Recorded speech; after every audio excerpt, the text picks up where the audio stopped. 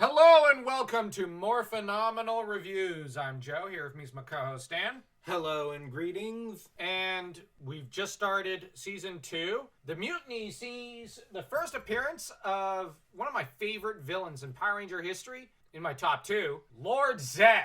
And boy, does he have a nice entrance. Appearing, throwing lightning around, then appearing in his throne room with a snake in his hands and whatnot. He clearly has demonic inspirations. Clearly, the idea is he is the devil. And he's every bit as dangerous and brilliant as one might imagine a devil to be.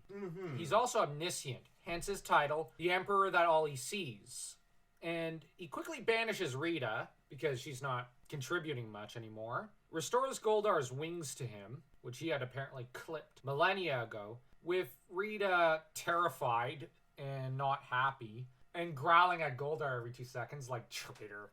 And you have Goldar in turn, whom is remembered by Zedd as the Groveling One, which is an apt name. Because Goldar has a habit of sucking up to the one who has the most power in the room. Now, that said, Baboon Squad are not familiar with Zedd, quickly are reduced to quivering messes in the next few episodes. In the Mutiny, it's evident that Zedd is kind of testing the waters, and he uses Pyrantor, I think it is, to take control of the Zords, so the Rangers have to destroy them and rebuild them into new ones, better ones. But the thing is, Zedd is angling to turn the Rangers against their own Zords in this way, which is going to become a bit of a hallmark for the next few episodes, wherein his main tactic is to turn the Rangers against each other. Now, this is not his strategy, this is a tactic, and there's a difference between strategy and tactics. His strategy mostly seems to have 4 main ideas that he's working at. Exhausting the Rangers, dividing them against each other, and by dividing them, he's also wearing down their friendship with each other. He's overtaxing Tommy's abilities to the point that they just keep shorting out more and more, and he's getting weaker and weaker and weaker till he's not much help in a fight. He's more a hindrance, as well as hit them from multiple angles, so to speak. This is going to become clear when we get to the next few episodes. The next one is the Wannabe Ranger, wherein he has a monster morph into the form of one of the Rangers or another. This is a bit of an alpha episode, but so it's not exactly great. That said, the monster pretends to be Trini, with Jason getting the not-so-bright idea to have the 2 Trinis attack him, but the other Rangers intervene before he could carry out his full plan by attacking the Trini that is keen to attack Jason, thus figuring out which one it is. Now, on the other hand, this has an impact a bit later as the Rangers are a little on edge with each other. This is also the point where Zordon has to go offline because of an astral... The planets are in alignment, and this is probably when he's gathering energy for the white light and the white power coin. So he's conserving energy for what's to come. Clearly, he realizes the green powers are on a timer. Putty on the Brain sees, this is one of my favorite episodes, where I remember this was one of the first episodes we saw as kids. The thing about this episode is we watched it with our dad twice in the same weekend. He got me the VHS of this episode, Bloom of Doom, and The Green Dream. And I always liked Putty on the Brains the most. Ah, man, it was such a great episode. I still love this episode. I still think of our dad whenever I watch it. Yeah. But in this episode, Zedd is confusing and tiring out the Rangers and turning them against each other, with Zach and Billy a few times coming close to attacking the other Rangers. The 2 of them are also working on a science project together. You have, for example, Zach a little short with some team members, such as Kim, whom he's usually always joking with. Yeah, this is the situation in the episode that he's short with her. Normally, he would share a joke with her and tease her. But he doesn't. Towards the end of the episode, to fight a flaming salamander iguana monster, who breathes fire, actually, not flaming. This iguana monster requires them to invent a ice blaster, like Mr. Freeze or Captain Cold. Zach and Billy had to take time out of their day to work on that project instead of their school assignment. The next episode, Bloom of Doom, has Zach and Billy sticking together at one point when the other Rangers are called to action, so that I get the feeling that they just handed in the science project.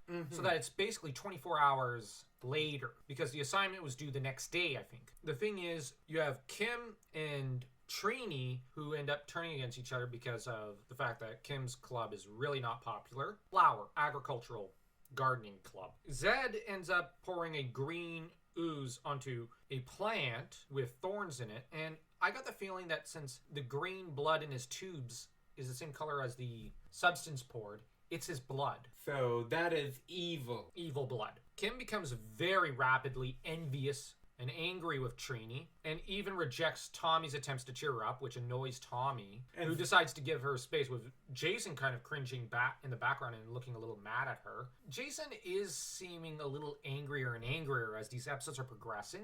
Mm-hmm. To be honest, Tommy probably the only one he seems to be attached to on the team. No, that seems to be able to... I know in real life they were kind of at each other's throats, but in universe, the only one Jason kind of, I get the feeling at this point, tolerates and likes spending time with is Tommy. The rest he seemed a little irritable with in this episode, mostly Kim, which, who could blame him? Kim's not exactly showing her best side. Despite my comment about that, Jason does volunteer to go fetch Trini alongside Tommy and drag Trini over to the youth center to exchange apologies with Kim, which even Tommy gets a little short with Trini about it and tells her, listen, we gotta sort this whole mess out. Now, Kim eventually has her pterodactyl thunder whip wrapped around the enemy monster. However, Trini rushes in to cut at the monster, but cuts the thunder whip right when Kim had it at her mercy. Now, I don't think Kim would have won the right way, to an extent, to quote Danny LaRusso from Cobra Kai and Karate Kid, and even Mr. Miyagi. But the thing is, it still would have been a victory. Trini was so impatient to get this over with that she kind of jeopardized Kim and the mission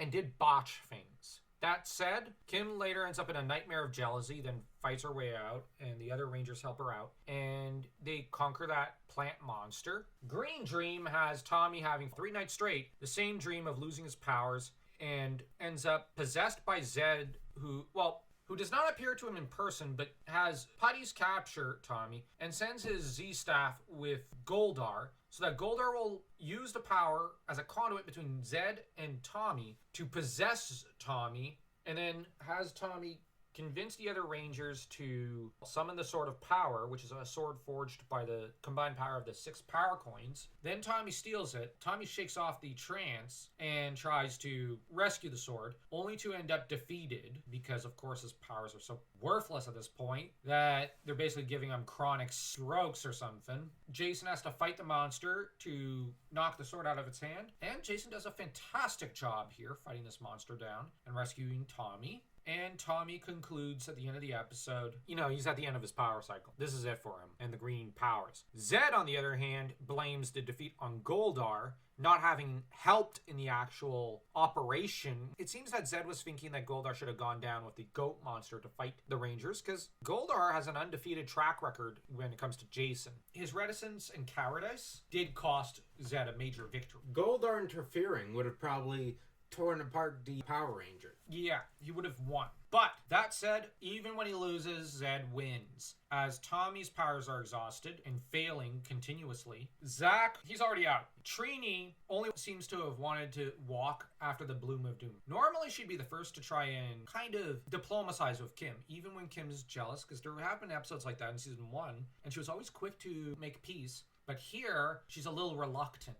And that's not like Trini. And I just think Trini and Zach are growing apart from the other Rangers. Honestly, I love the 2 characters. This is where Boom Studio Comics I consider trash. I don't like them. Sorry, guys, but I just don't. If you like them, good for you. Enjoy what you enjoy. Love what you love. And do so unrepentantly. But the thing is, Trini and Zach, I don't think are going to remain chums or ever come back to the power. I get the feeling once they basically come back from Switzerland, essentially Trini and Zach are going to go to college and they're not going to remain in contact with each other or the other Rangers. I know there's 1,000,001 fanfics where they do, but they're not. I would argue the 2 probably won't even keep in contact with Jason. And I just don't see the 2 of them remaining in contact with the others. And it doesn't help that you commented earlier that these past several episodes happen over the course of a week. The mutiny is almost 1 week, 4 or 5 days. Then you got the wannabe Ranger, which I would argue is probably 2 days after mutiny. Then you've got Putty on the Brain, which